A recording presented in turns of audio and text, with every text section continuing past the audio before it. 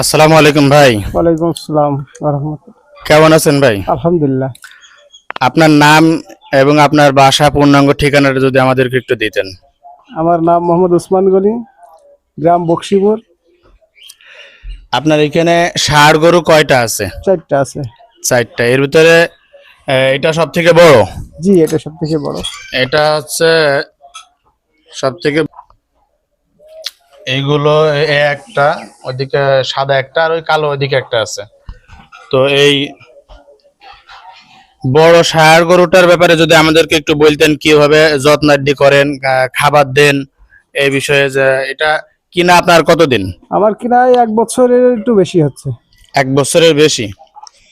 এইখান থেকে তখন তো গরুটা বেশ ছোট ছিল। ছোট ছিল। আপনি কিভাবে যত্ন করেন বা খাবার দেন, এই বিষয়ে যদি আমাদেরকে একটু জানান। খাবার ওই আপাতত খুব একটা বেশি দেওয়া হয় না, তবে এই অন্যান্য গরুগুলো যেভাবে দেওয়া হয় বড় গরুটাকেও সেইভাবে দেওয়া হয়। ভুসি আর এই দানাদার খাবার কিছু দেওয়া হয়। এদের খাবারের মেনুতে কি কি রাখেন? এদের খাবারের মেনুতে আছে ভুট্টা, ভুসি, কুড়া, ধানের কুড়া, এগুলো। এই ষাঁড় গরুগুলো একই খাবার খায় সব? একই খাবার খায়।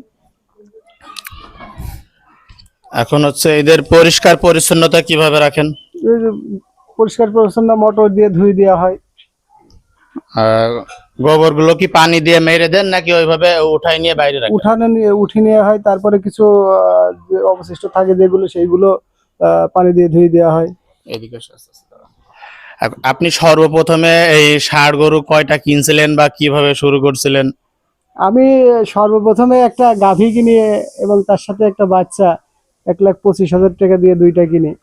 তো সেইটা আমি 2,40,000 টাকা বাচ্চাটা বেশি দিয়েছি। আর এখন এইগুলো আমার এই বাড়ির গাভীর থেকে এইগুলো হয়েছে।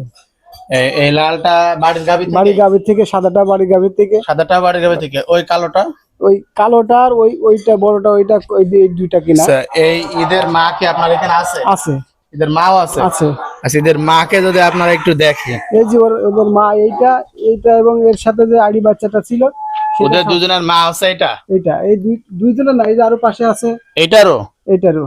মাশাআল্লাহ। তাহলে হচ্ছে এটা তো বেশ আপনার কাছে অনেক দিন ধরে আছে। হ্যাঁ, প্রথম এখন বলা যায় যে আপনার খামারে এটা হচ্ছে এক প্রকার লক্ষ্মী। প্রথম এইটা প্রথম আপনি কত দিয়ে কিনছিলেন? এইটা এবং এর সাথে একটা এড়ে বাচ্চা ছিল, 2টা মিলে 1,25,000 টাকা দিয়ে কিনছিলাম। 1,25,000 টাকা। যাক, আল্লাহ তাআলার অশেষ রহমত। আল্লাহ তাআলা তো আপনার একটা থেকে এখন অনেকগুলো 3টা বিক্রি করছি। 3টা বিক্রি করেছেন? 3টা বিক্রি করছি ওর থেকে।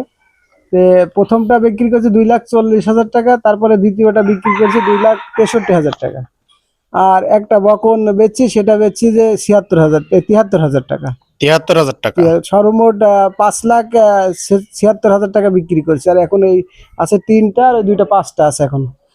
যাক, আপনার জীবনের গল্পটা শুনে আমাদের খুব ভালো লাগছে, যে একটা থেকে শুরু করে এতগুলো গাভী আল্লাহ তাআলা আপনার পরিশ্রমের ফল, সফলতা দান করেছে।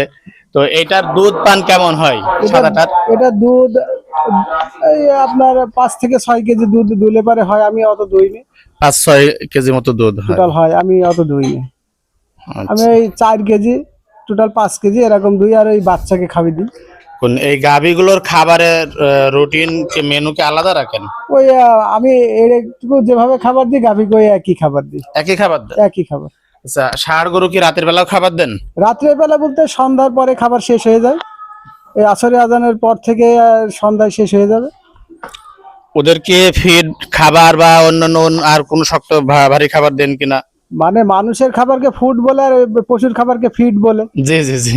এখন এই ফিড বলতে পারে এই যে খড়, তারপরে আছে গিয়া ভুট্টা, আছে গিয়া ছাল, এইগুলো দেওয়া হয়। এছাড়া ভুট্টা যেটা খাওয়ান, এটা কি আস্ত খাওয়ান নাকি পিষে খাওয়ান? ওটা হলো গিয়া ভুট্টা দিয়ে ধানের কুড়া দিয়ে পিষিয়ে এনে ওইটা হলো গিয়া ভুসির সাথে মিক্সার করে তারপরে খাওয়ানো হয় মিশিয়ে। তাহলে ভুট্টা, ধানের গুঁড়া, এর সাথে গম টম এগুলো দেন? না, গম দিই না। তাহলে ভুট্টা, ধানের গুঁড়া আর ভুসি এইগুলো দিয়ে আপনি মিক্সার পিষে নিয়ে এসে বাসায় মিক্সার করেন? বাসায়। তাহলে খাবারের আইটেমে আপনার 3 রকম বা 4 রকম? 3 রকম। আর ওই যে খড় আছে, যেটা খড় আছে। এমনি খাবারের সঙ্গে কি বিচলিতে আপনি ভুসি মাখাই দেন নাকি গুলা খাওয়ান? ভুসি মাখাই দিই, ভুসি কি এগুলো গাভী গরুরও মাখাই দেন? বা গাভী ঘরেরও মাখাই গাভী গরুর মাখাই দেন। যাক, আলহামদুলিল্লাহ, আপনার কাছ থেকে অনেক গুরুত্বপূর্ণ কথা শুনলাম আমরা। তো আমাদের ভিউয়ার্সের উপকারের জন্য অনেক কথা বললেন।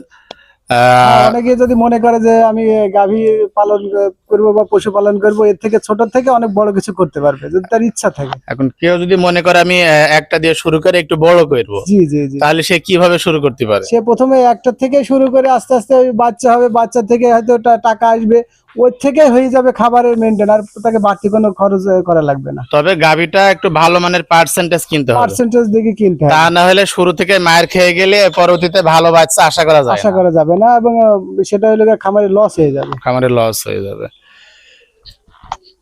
যাক, আমরা অনেক কথা শুনলাম আপনার মুখ থেকে।